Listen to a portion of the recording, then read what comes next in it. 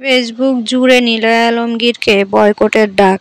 অনেকে তো বলছেন নিলয় আলমগীরের নাটকই আর দেখবো না। হঠাৎ করে এত জনপ্রিয় একজন নায়ক এরকম কি কাজ করলো যার জন্য সবাই তাকে বয়কটের ডাক দিচ্ছে এবং নিলয় আলমগীরের নাটক দেখবে না বলে ফেসবুকে বিভিন্ন রকম সমালোচনা করতেছে।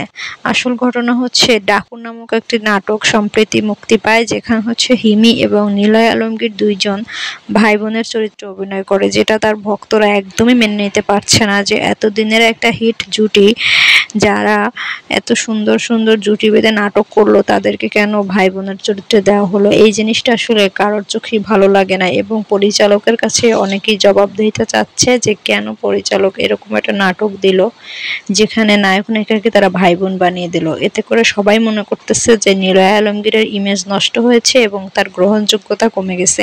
তো আপনাদের মতামতকে একটু কমেন্টে জানিয়ে দিবেন, আপনারা কোনটা পছন্দ করতেছেন।